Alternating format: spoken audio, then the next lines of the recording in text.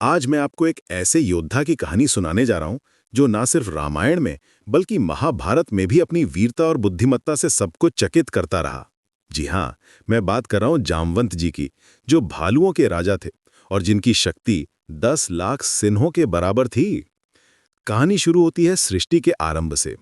जब ब्रह्मा जी विष्णु भगवान की नाभि से निकले कमल पर बैठकर ध्यान कर रहे थे, तो अचानक उन्हें जम्हाई आई और उस जम्हाई से एक भालू का जन्म हुआ जो आगे चलकर जामवंत के नाम से प्रसिद्ध हुआ।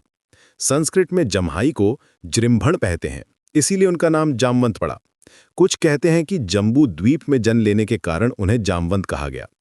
जामवंत जी की खासियत ये थी कि वे अमर थे। उन्होंने मधु और कैतब नामक राक्षसों के साथ विष्णु भगवान का युद्ध देखा था। समुद्र मंथन के समय भी वे मौजूद थे।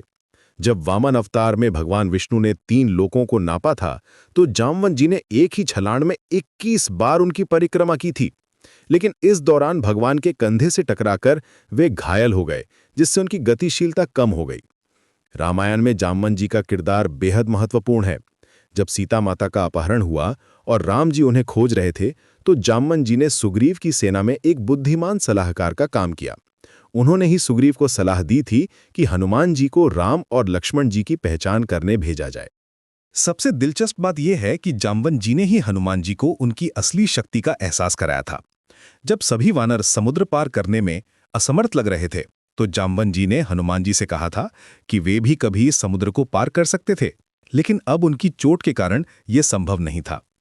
उन्होंने हनुमान जी को प्रेरणा दी और उनके अंदर छुपी अपार शक्ति को जगाया। युद्ध के दौरान जामवंत जी ने अपनी रणनीति और चिकित्सा के ज्ञान से सबकी मदद की। जब इंद्रजीत ने लक्ष्मण जी को नागपाश से घायल कर दिया था, तो जामवंत जी ने ही हनुमान जी को विशल्यकर्णी नामक जड़ी बूटी के बारे में बताया था। उन्होंने रावण से भी सीधा मुकाबला किया था और अपने शक्तिशाली हाथों से रावण को इतनी जोर से मारा था कि वो बेहोश होकर रथ में गिर गया था। महाभारत काल में जामवंत जी की एक और रोचक कहानी है। स्यमंतक मणि के लिए उनका श्रीकृष्ण के साथ युद्ध हुआ था। प्रसेन नामक व्यक्ति को एक सिंह ने मार दिया था और वो मणि ले गया था। फिर जामवंत जी ने उस सिंह को मारकर मणि हासिल की थी।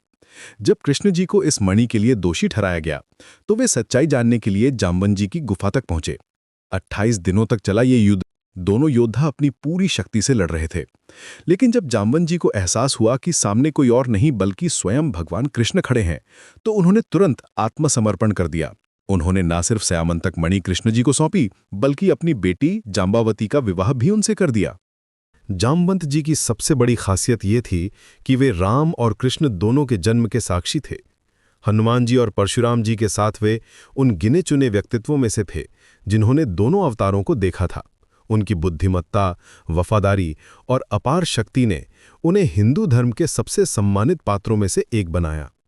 आज भी मध्य प्रदेश के रतलाम जिले में जामथुन नामक गांव है, जिसे जामवंत जी का निवास स्थान माना जाता है।